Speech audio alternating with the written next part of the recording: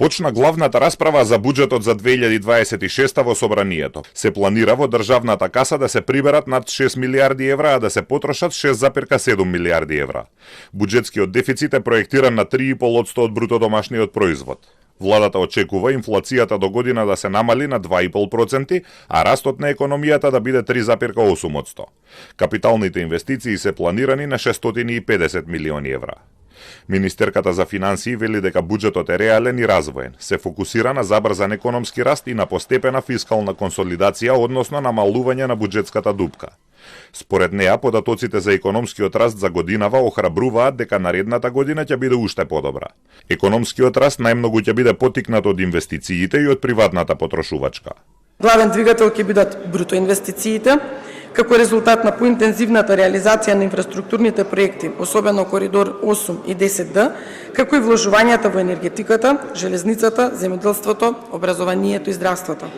Дополнителен двигател на бруто инвестициите ќе биде и поддршката на општините за реализација на капитални инвестиции со цел порамномерен регионален развој и унапредување на животот на граѓаните. Зголемувањето на довербата на економските субјекти, подобрувањето на деловната клима и владините мерки за поттикнување на инвестициите се значаен фактор за постигнување на проектираниот раст на бруто инвестициите. Опозицијата критикува дека буџетот е нереален, неразвоен и социјален. Според нив, во буџетот има скриен дефицит затоа што растот на економијата е нереален и многу повисок од очекувањата на меѓународните институции. Со нереално предвидениот раст, власта си отвора простор за поголеми задолжувања, обвинува опозицијата. Со ваква основа, буџетот за кој денес расправаме е пред говор за неговиот пролетен ребаланс, кога тежиштето е поставено на нестабилна основа, сценариото е познато. А тоа дополнително задолжување или ново кратење на веќе скратените капитални расходи.